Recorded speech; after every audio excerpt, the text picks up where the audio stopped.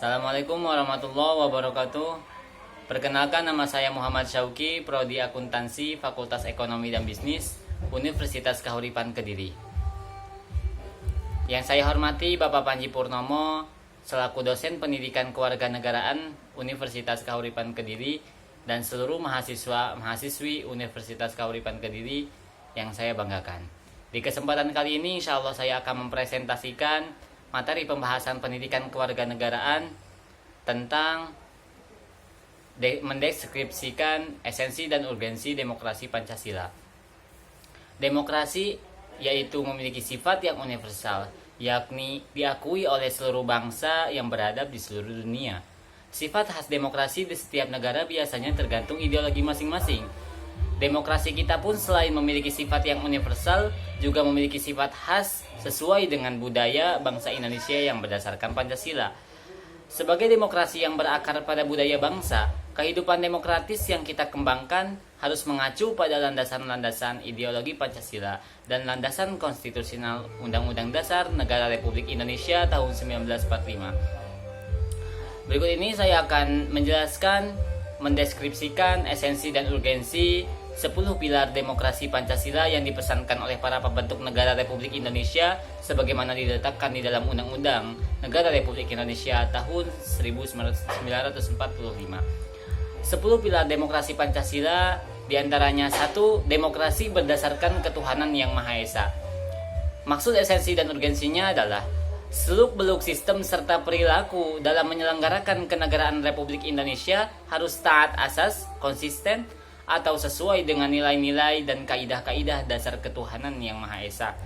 2. Demokrasi dengan kecerdasan. Mengatur dan menyelenggarakan demokrasi menurut Undang-Undang Dasar 1945 itu bukan dengan kekuatan naluri, kekuatan otot, atau kekuatan massa semata-mata. Pelaksanaan demokrasi itu justru lebih menuntut kecerdasan rohaniah, kecerdasan akliyah, kecerdasan rasional, dan kecerdasan emosional. 3. Demokrasi yang berkedaulatan rakyat. Kekuasaan tertinggi ada di tangan rakyat. Secara prinsip, rakyatlah yang memiliki atau memegang kedaulatan itu. Dalam batas-batas tertentu, kedaulatan rakyat itu dipercayakan kepada wakil-wakil rakyat di MPR, DPR atau DPD, dan DPRD. 4. Demokrasi dengan rule of law.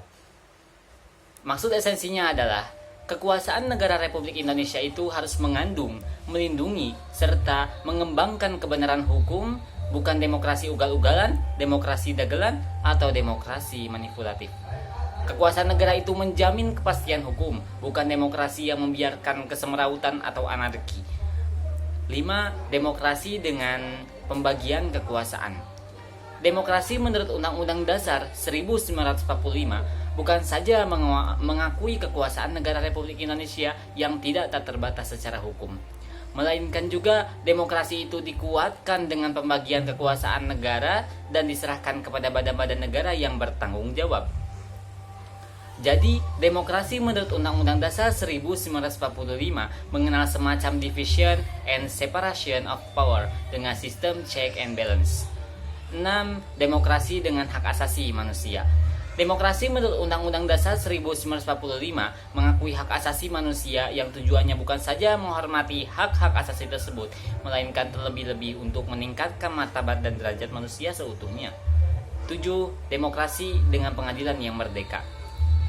Maksud esensinya adalah demokrasi menurut Undang-Undang Dasar 1945 menghendaki diberlakukannya sistem pengadilan yang merdeka atau independen yang memberi peluang seluas-luasnya kepada semua pihak yang berkepentingan untuk mencari dan menentukan hukum-hukum yang seadil-adilnya. Di muka pengadilan yang merdeka, penggugat dengan pengacaranya, penuntut umum dan terdakwa dengan pengacaranya mempunyai hak sama untuk mengajukan konsiderans, dalil-dalil, fakta-fakta, dan saksi-saksi, alat pembuktian, dan petitumnya. 8. Demokrasi dengan otonomi daerah. Otonomi daerah merupakan pembatas terhadap kekuasaan negara, khususnya kekuasaan legislatif dan eksekutif di tingkat pusat. Dan lebih khusus lagi, pembatasan atas kekuasaan presiden. Undang-Undang Dasar 1945 secara jelas memerintahkan dibentuknya daerah-daerah otonom besar dan kecil yang ditafsirkan daerah otonom 1 dan 2. Dengan peraturan pemerintah daerah-daerah otonom itu dibangun dan disiapkan untuk mampu mengatur dan menyelenggarakan urusan-urusan pemerintahan sebagai urusan rumah tangganya sendiri yang diserahkan oleh pemerintah pusat kepadanya. 9. Demokrasi dengan kemakmuran. Demokrasi bukan hanya soal kebebasan dan hak, bukan hanya soal kewajiban dan tanggung jawab, bukan pula hanya soal mengorganisir kedaulatan rakyat atau pembagian kekuasaan kenegaraan. Demokrasi itu bukan pula hanya soal otonomi daerah dan keadilan hukum, sebab bersamaan dengan itu semua, jika dipertanyakan where is the beef, demokrasi menurut Undang-Undang Dasar 1945 itu ternyata ditujukan untuk membangun negara kemakmuran oleh dan untuk sebesar-besarnya rakyat Indonesia. 10. Demokrasi yang berkeadilan. Maksud esensi dan urgensinya adalah sosial. Demokrasi menurut Undang-Undang Dasar 1945 menggariskan keadilan sosial di antara berbagai kelompok, golongan, dan lapisan masyarakat. Tidak ada golongan, lapisan, kelompok, satuan atau organisasi yang menjadi anak emas, yang diberi berbagai keistimewaan atau hak-hak khusus.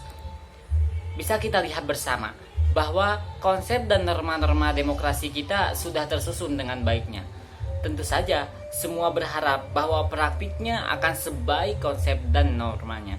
Namun, dalam kenyataan sering kali terjadi kesenjangan dan bahkan penyimpangan yang cukup jauh.